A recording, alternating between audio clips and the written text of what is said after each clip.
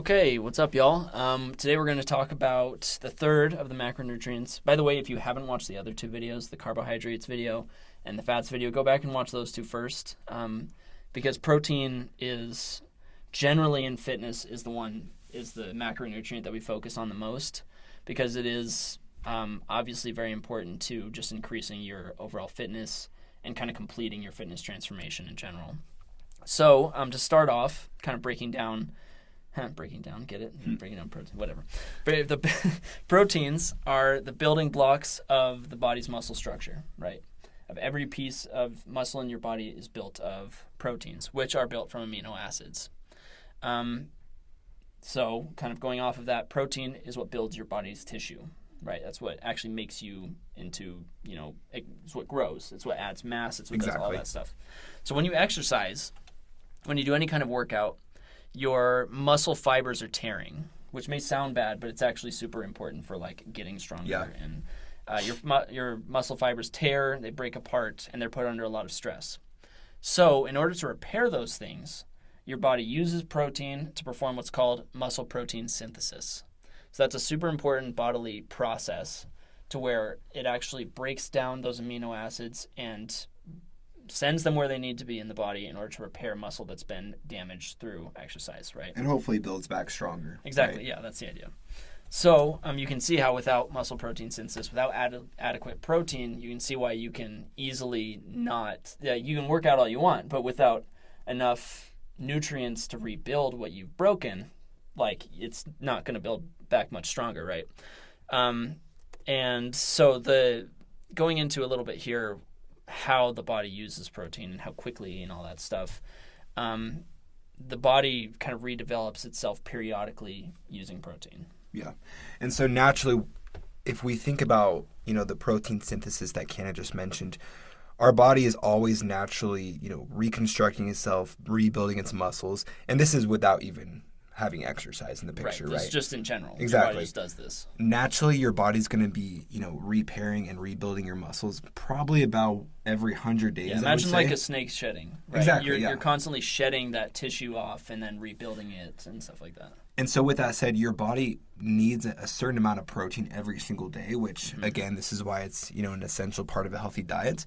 But your body also needs proteins for different parts of your bodies at different rates as well. One example we have here in the slides is your stomach lining and your intestines, which are, very fragile organs of your body.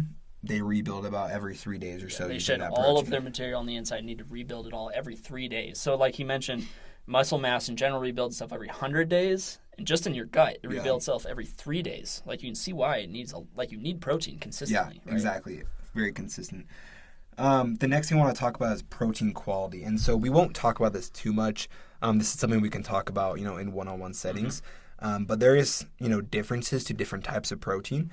And the way that protein is, I guess, categorized is either as a high biological value or also low biological value. And so where this comes into play is when you think about different foods that are going to provide you with more protein for that amount of food. That's kind of how I think about it. So when we think about that as well, we also want to consider complete versus incomplete proteins. And basically, a complete protein is something that it contains all of the essential amino acids. So kind of throw back to the beginning of the video. Proteins are made up of amino acids. Different types of amino acids. Exactly. There's, I think, 20, right? Yeah, there's about 20, yeah. Yeah, and so the essential amino acids are the specific amino acids that your body cannot produce by itself. And so therefore, you have to get those from food, eating meat or whatever. So again, we want to be targeting essential amino acids especially. And the best way to get those are from some of these complete protein foods, such as meat, seafood, eggs, dairy, and soy. But at the same time, there are other foods that we consider incomplete proteins that, are not bad. Obviously, they're part of a healthy diet. But it just means you'll find protein also in like beans, nuts, peas, etc. Which is an important part of, like, for example, if you live on a vegetarian diet and you look at this and you're like, well, that's all meat and I'm not comfortable, I'm choosing not to eat meat, right? There are lots of other sources that he mentioned, like beans, nuts, peas, all those things that have those same amino acids, right? They may have them in slightly lower quantity. So when you choose to, live that kind of lifestyle or, you abstain from meat, you do need to focus on where is my protein going to come from, Exactly. and then maybe dialing up the amount of that thing that you eat because it generally is a little less protein dense. I will say it's not a bad thing to, have a vegetarian diet. Obviously it can lead to very great health benefits for you, and each person's body is different. I will say, though, that if you are trying to actively build lots of muscle, for example, it just takes a little bit more planning. Yeah. With a vegetarian diet, you have to kind of layer all these different foods that have protein just to make sure you do get all of those essential amino acids. It can certainly be done, but it does take a little bit more tedious planning. Yeah, and that's not bad, right? Kind of moving on to how much protein do we need? This is the biggest question that people exactly. ask That's what us. everyone's wondering. Obviously, it depends, right? Everyone's body is different. It also depends on your goals, what you're trying to accomplish. Yep. If you're trying to become a bodybuilder, etc.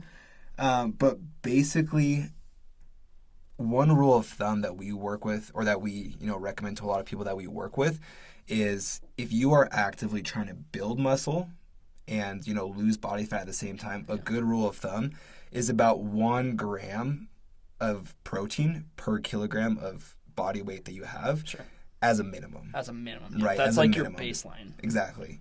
And then moving up from there, as we start to build more muscle and as we start to exercise more and more, we only want to be increasing that protein. Mm-hmm. Because again, as we actively work out and our muscles are tearing through physical exercise, we just need more protein for our body to be able to rebuild back stronger.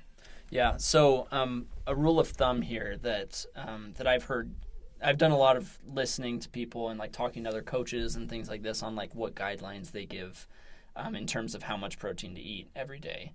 And if you're a consistent exerciser, if you're a couple days a week consistent exercise, you should stick to, or you should aim for, between 1.2 and 1.4 grams per kilo of body weight.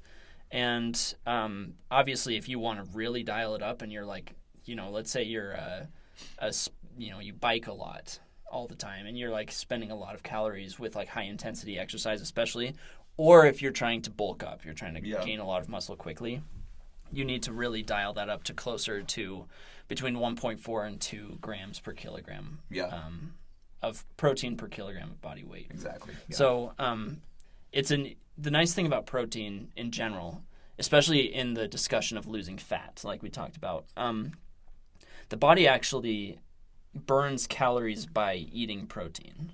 It takes a little bit more work. Yeah, it's literally harder for the body to digest, to metabolize.